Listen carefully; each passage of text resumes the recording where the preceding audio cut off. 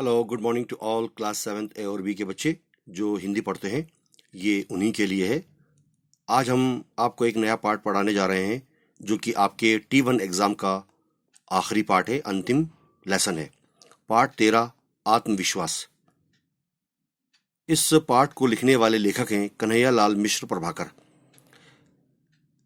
और भाग 1 है, पेज नंबर है 97।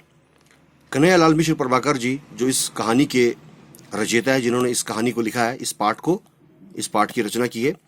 सबसे पहला आता है पठन पूर्व बोध। देखिए, व्यक्ति विशेष के अंदर आत्मविश्वास का होना बहुत आवश्यक है। आपने इनको पढ़ते रहना है।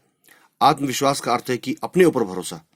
मैंने आपको पहले ही बताया था कि जिस इंसान को अपने ऊपर भरोसा ना हो, अपने ऊपर यकीन ना हो, बिलीव ना हो, वो किसी पर भी विश्वास नहीं कर सकता है। इनको आपने पढ़ना है, अच्छी तरह से समझना भी है। उसके बाद है, एक दो लाइन हम पढ़ते हैं यहां से। देखिए, भावबोध। भावबोध में लेखक कहता है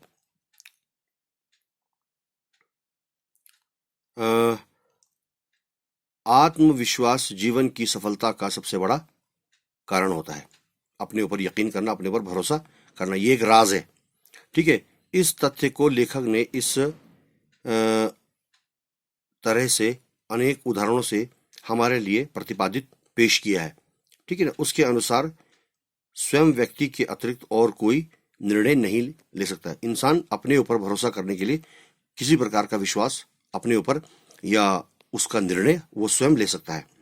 अब आता है इस आत्मविश्वास कहानी में जीवन मूल्यबोध। यानी इस आत्मविश्वास कहानी में, इस पाठ में लेखक ने ये कहा है कि आपने इस पाठ से क्या सीखा, किस प्रकार की प्रेरणा ली है। अपने ऊपर भरोसा रखना, अपने प्रतिद्वंदी यानी अपने सामने वाले कंपटीटर जिससे हम मुकाबला कर रहे हैं, उसकी शक्ति का सही आंकलन लगाना। ठीक है। और मन में दुविधा न रखना, किसी भी प्रकार का कोई कश्मकश, कोई परेशानी, कोई डर या कोई शंका अपने मन में न रखना। ठीक है। अच्छा, आगे देखिए, रस्सी को सांप समझकर ये भ्रम न करना। हम सोचते हैं कि कहीं अंधेरे में कोई चीज़ पड़ी तो हमें ऐसा लगता है कि ये सांप है, तो सही मायने में वास्तविकता यह है कि वो रस्सी होती है। तो ऐसी चीज़ों से आपको अपने मन में कोई शक या भ्रम, डाउट नहीं रखना है। सही समय में सही निर्णय लेने की क्षमता रखना है। सही समय में आपको सही प्रकार से जो निर्णय है, जो फैसला है, वो लेने में आपको सक्षम होना चाहिए। आगे देखिए, लेखक कहता है कि बाली से कौन लड़ सकता है महाराज? क्यों, ऐसी उसमें क्या बात है महाराज? उसे ऐसा वरदान प्राप्त है, ऐसा आशीर्वाद मिला हुआ है कि जो उसके सामने आ जाता है, उस इंसान की आधी शक्ति, आधी ताकत उस बाली के अंदर आ जाती है और वो उसे आसानी से पछाड़ देता है, हरा देता है। सुग्रीव ने राम से अपने भाई बाली के संबंध में ये बात कही थी और ये बात इतनी पक्की थी कि राम भी बाली के सामने आकर नहीं लड़ सके और उसे पेड़ की आड़ से ही उन्होंने अपना निशाना बनाया। दूसरे की, सामने वाले की आधी ताकत अपने में खींच लेने की शक्ति का जो वरदान बाली को प्राप्त था, वो हम सबको भी प्राप्त है। पर लेकिन दुर्भाग्य यह है, बदकिस्मती है कि हमने कभी इसका उपयोग नहीं किया है।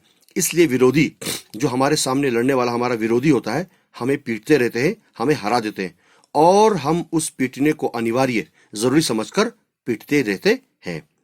ये बात सच है कि जब कोई विरोधी हमारे सामने आता है तो हम अपनी आत्मीयता से, अपने अंदर बुराइयों की कमी के कारण, बुराइयों की वजह से, ठीक है ना, कायरता, कुसंस्कार, हमारे अंदर जो अच्छी बातें नहीं है, अच्छे संस्कार नहीं है, ठीक है ना, या यूं कहें हमारे अंदर सबसे बड़ी बात है आत्मविश्वास की कमी से हम उस विरोधी का और अपना बल तोले बिना ही उसे हमें अपने से ज्यादा शक्तिशाली मान लेते हैं। हम उसे सोचते कि नहीं यार, हम तो उसे हरा नहीं पाएंगे, वो हमें हरा देगा, हम उस पर जीत कायम नहीं कर सकते। और ये तमाम चीजें हमारे अंदर विश्वास की कमी होना, ठीक है, कायरता होना और अपने को उस विरोधी से ज्यादा कमजोर समझना, तो ये हमारे नाकाम होने का, असफल होने का सबसे बड़ा कारण होता है। बस ये मानना हमारी शक्ति को आधी कर देता है।